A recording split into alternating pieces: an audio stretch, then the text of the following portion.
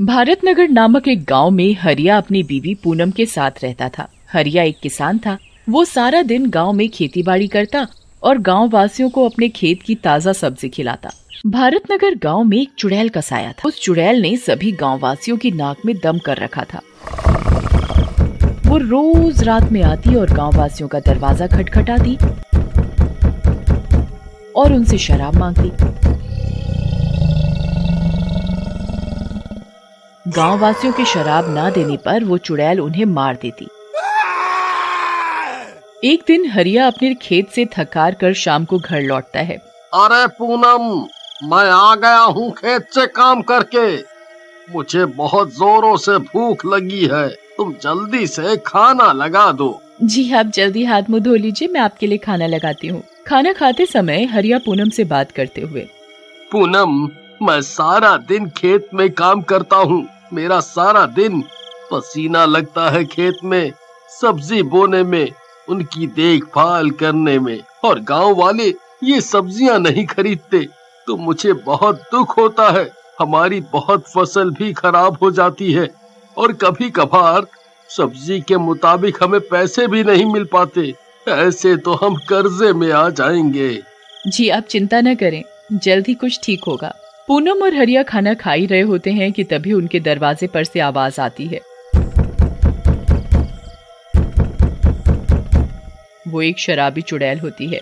मैं शराबी, मैं शराबी, मैं शराबी, मैं शराबी। एक तो यहाँ हमारा काम धंधा नहीं चल रहा और एक इस शराबी चुड़ैल ने हमारी नाक में दम कर रखा है। यहाँ हमारे खाने के पैसे नहीं हो पाते। हम दोनों मियाँ बीवी बड़ी मुश्किल से रोटी का गुजारा कर रहे हैं और यहाँ ये चुड़ैल, इसको रोज शराब पिलानी पड़ती है। जी आप बिल्कुल सही कह रहे हो। हमने इस शराबी चुड़ैल को कितनी शराब पिला दी है, पर ये बिल्कुल बाज नहीं आती। रोज ही हमारे दरवाजे पर शराब मांगने आ जाती है। इसका कोई ना कोई इलाज निकालना ही पड़ेगा। बताओ जी हम क्या करें? अभी तो तुम इसे शराब दो, इस शराबी चुड़ैल का करते हैं हम कुछ ना कुछ इलाज। पूनम अलमारी से एक शराब की बोतल निकालकर दरवाजे के नीचे से चुड़ैल को दे देती है।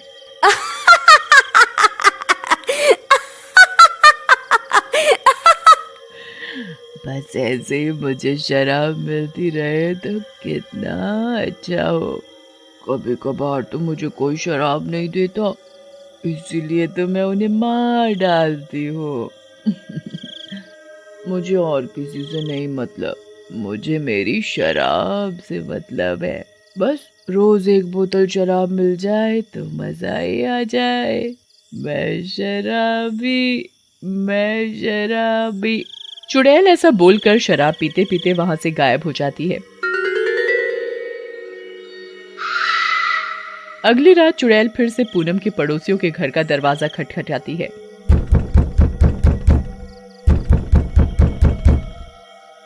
मैं शराबी, मैं शराबी, मैं शराबी, मैं शराबी।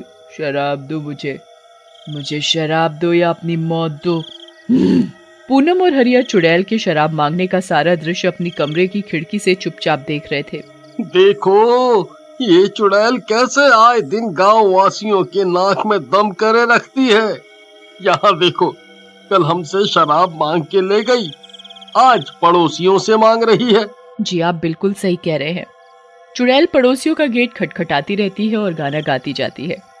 मैं शराबी, मैं शराबी, मैं शराबी, मैं शराबी, मुझे शराब दो या मौत दो। चुड़ैल बड़ी देर तक हरिया के पड़ोसियों का दरवाजा खटखटाती है। चुड़ैल के काफी देर तक गेट खटखटाने पर भी उनके पड़ोसी जब चुड़ैल को शराब नहीं देते तो चुड़ैल गुस्से में आकर उनका गेट तोड़ देती है और उन्हें जान से मार देती है।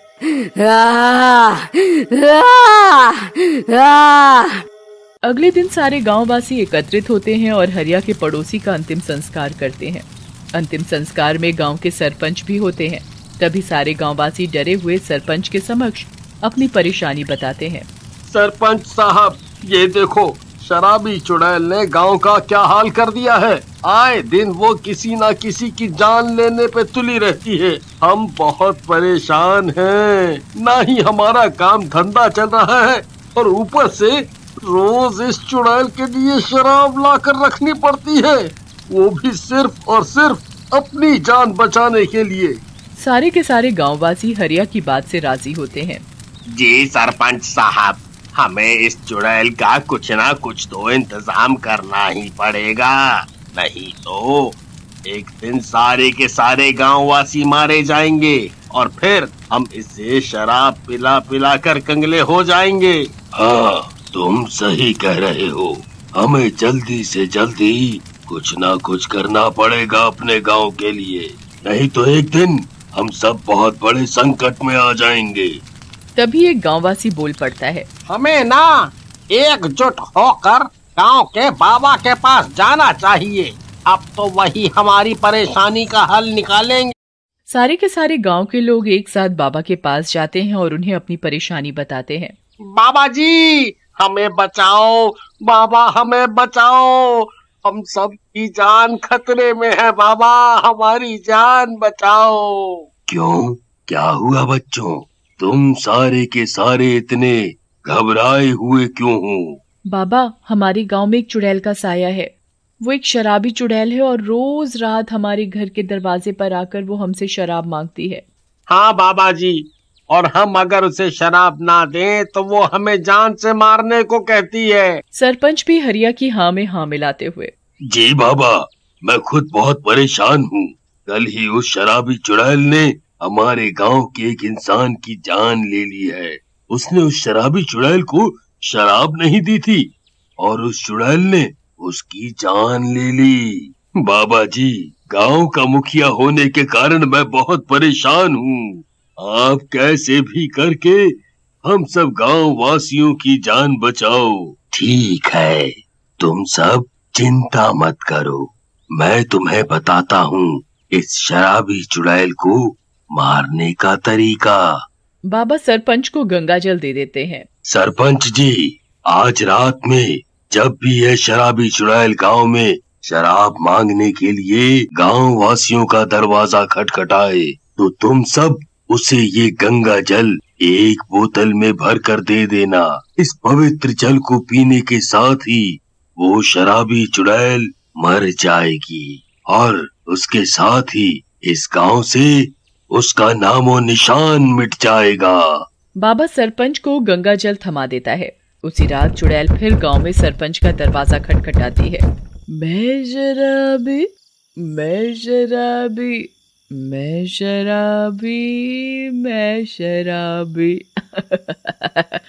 शराब दो या अपनी मौत दो।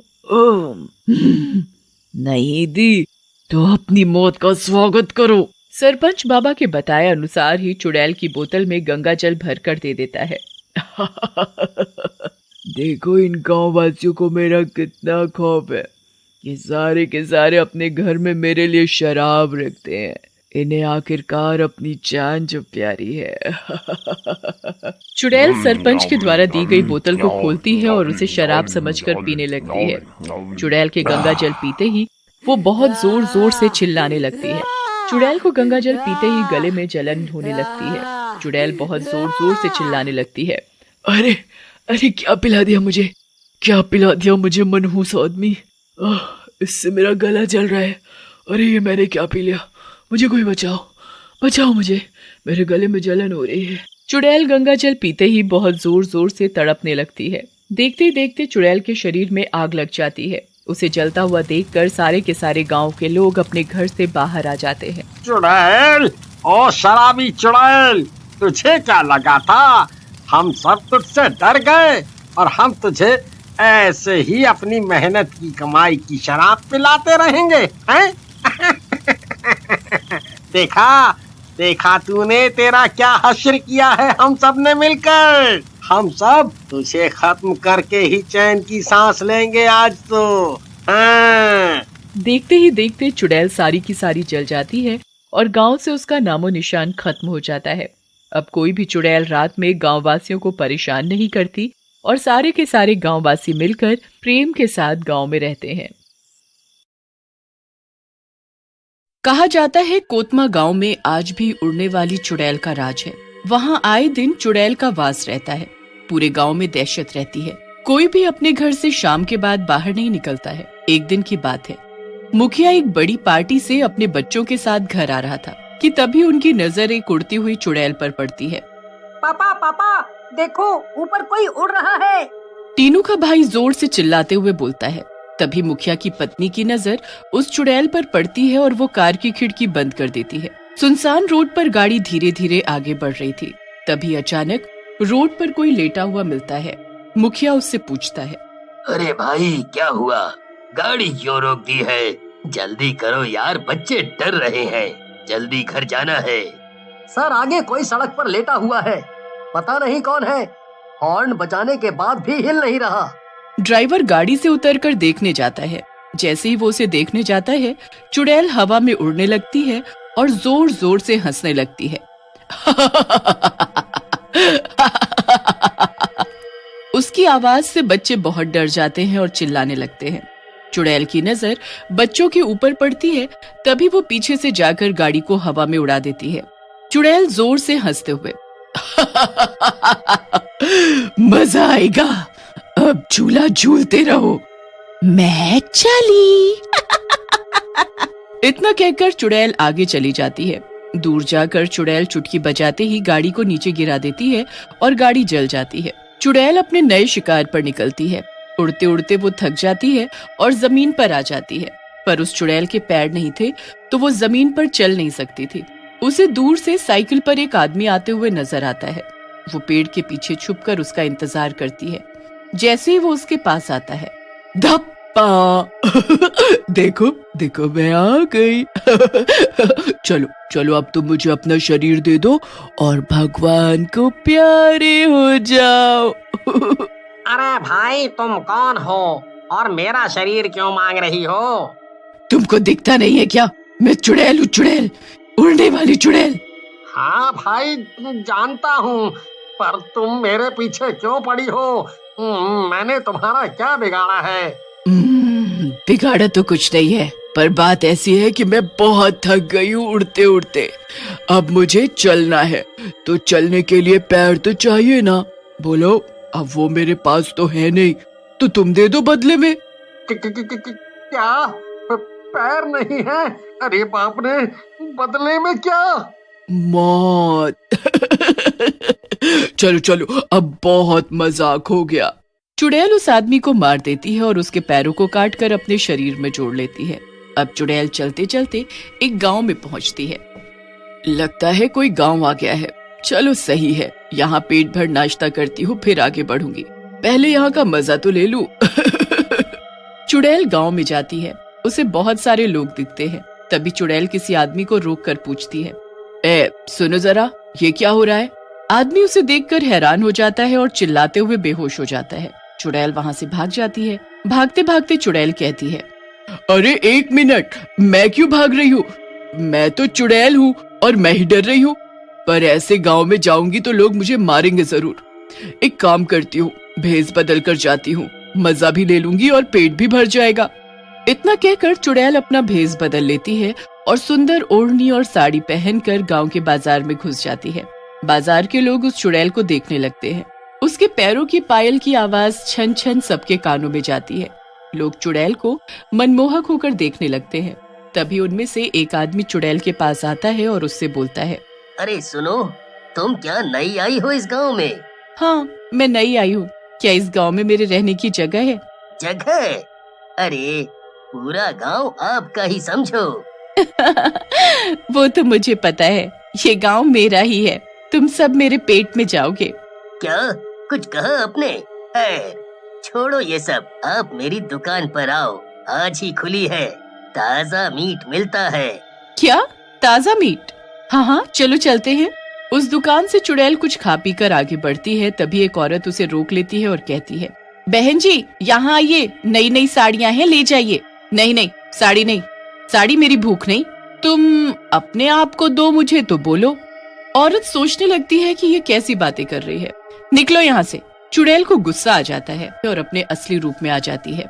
तेरी इतनी हिम्मत कि तू मुझे धक्का मारे, रुक तुझे सबक सिखाती हूँ। और वो उस औरत को वहीं मार देती है और फिर से भेष बदल कर आगे निकल जाती है। इधर आज रिया की माँ की तबीयत खराब होने की वजह से रिया अकेले ही स्कूल जा रही होती है। रास्ते में उसे चुड़ैल मिलती है। चुड़ैल रिया से प्यार से पूछती है, सुनो बेटी, तुम अकेली हो क्या? तुम्हारे साथ कोई नहीं है? नहीं, आज मेरी मम्मी की तबीयत खराब है, इसीलिए मैं अकेले स्कूल जा रही हूँ। ओ चलो, मैं तुमको छोड़ देती हूँ।